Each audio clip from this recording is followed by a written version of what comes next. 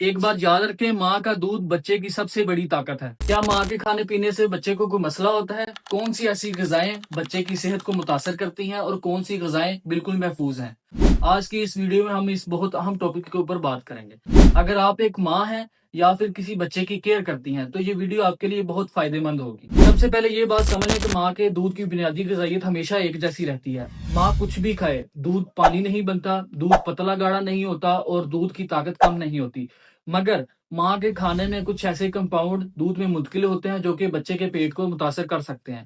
لہٰذا ہر چیز خطرناک نہیں ہوتی، مگر کچھ غذائیت حساس ہوتی ہیں، وہ چیزیں یا غذائیں جو کہ بچے کو متاثر کر سکتی ہیں۔ نمبر 1 کے اوپر کافی۔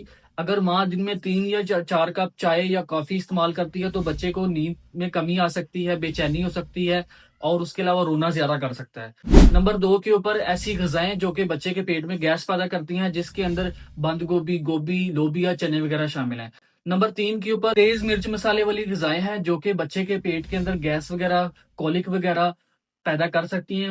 خاص طور پر پہلے 3 مہینے والے بچے تھوڑے حساس ہوتے ہیں۔ نمبر 4 کے اوپر فاسٹ فوڈ اور تلی ہوئی تیل والی چیزیں ہیں جو کہ بچے کو پیٹ کا درد، گیس، قبض وغیرہ کا مسئلہ کر سکتی ہیں۔ نمبر 4 کے اوپر کچھ ایسی ادویات ہوتی ہیں جو کہ بچے کو متاثر کر سکتی ہیں، مگر زیادہ تر ادویات محفوظ سمجھی جاتی ہیں۔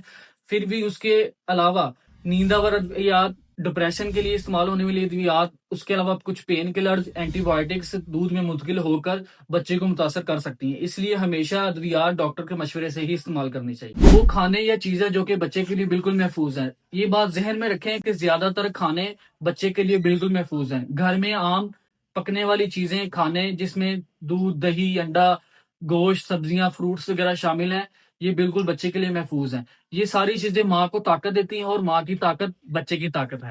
ماں کی غذا بچے کو کس طرح فائدہ دیتی ہے؟ ایسی مائیں جو کہ اچھی غذا لیتی ہیں ان کی دودھ کی مقدار، دودھ کی کوالٹی بہت اچھی ہوتی ہے۔ ایسی مائیں جو کہ کیلشیم والی چیزیں کھاتی ہیں ان کے بچوں کی ہڈیاں بہت اچھی گروتھ ہوتی ہیں۔ ایسی مائیں جو کہ پروٹین کھاتی ہیں ان کے بچوں کی گروتھ بہت اچھی ہوتی ہے، ہڈیاں بہت مضبوط ہوتی ہیں۔ ایسی مائیں جو کہ پانی کا استعمال زیادہ کرتی ہیں ان کے دودھ کی مقدار اور کوالٹی اچھی ہوتی ہے۔